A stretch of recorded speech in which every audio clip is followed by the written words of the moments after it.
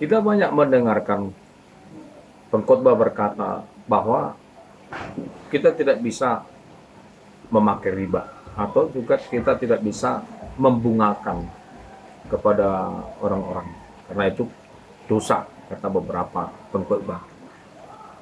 Tapi saya melihat dalam Alkitab ada beberapa hal yang bisa kita berlakukan bunga, khususnya kepada orang asing. Itu tertulis di dalam kitab Ulangan pasal yang ke-23 ayat 19 ayat 20.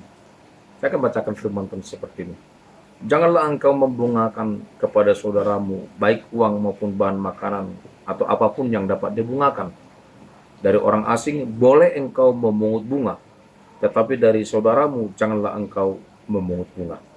Jadi dalam Alkitab, dalam Ulangan pasal 23, 19-20, jelas katakan bahwa untuk orang asing bisa memungut riba. Nah, kalau seumpamanya ada orang berkata, oh berarti untuk sesama tidak boleh memungut riba, tetapi orang asing boleh memungut riba.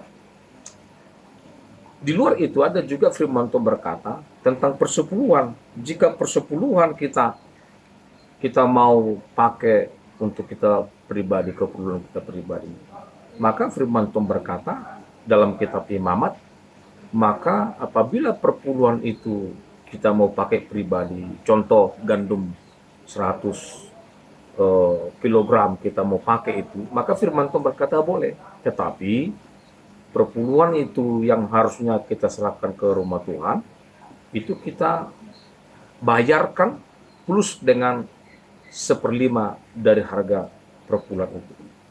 Jadi bait suci pun memberlakukan bunga sebenarnya. Nah, oleh sebab itu, kenapa di satu sisi Alkitab berkata kita tidak bisa membungakan, tetapi di ayat lain dikatakan bisa membungakan daripada bunga?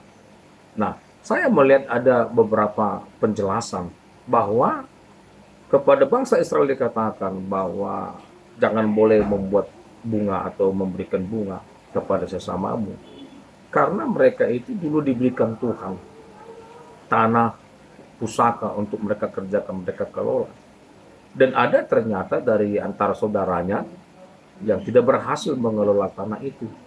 Maka sewaktu saudaranya tidak berhasil mengelola tanah itu, meminjam kepada saudaranya yang berhasil, maka firman Tuhan ini berlaku. Tidak boleh membungakan bunga kepada saudaranya. Karena apa? Karena tanah hasil olahan yang membuat dia berhasil dan sukses itu sebenarnya milik pusaka Tuhan yang diberikan kepada mereka untuk dikelola. Sangat tidak fair kalau Tuhan memberikan kepada suku-suku secara gratis, free, tetapi giliran ada usahanya, hasilnya, maka hasilnya itu dibungakan kepada sesamanya. Makanya ayat ini berlaku. Itulah penjelasan dari yang dikatakan jangan memberikan bunga, membebankan bunga kepada sesama. Kita jangan nanti terjebak dengan berkata tidak boleh membuat bunga, riba itu adalah dosa, bunga itu adalah dosa. Padahal kita mengkredit mobil, mengkredit motor, mengkredit rumah. Kalau kita tidak kredit rumah, hampir sekian banyak orang-orang Kristen tidak bisa memiliki rumah. Atau mereka yang memiliki rumah itu, yang sudah membungakan itu, mereka kan pelaku daripada bunga juga. Oleh sebab itu, kita harus berhati-hati menganalisa setiap firman Tuhan. Karena setiap firman Tuhan itu ada latar belakangnya. Dan yang saya katakan itu adalah bahwa bunga sebenarnya boleh-boleh saja. Hanya jangan dikenakan kepada sesama. Tetapi untuk orang asing, silakan dikenakan.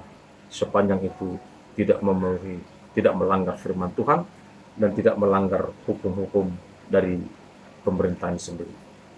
Tuhan berkati.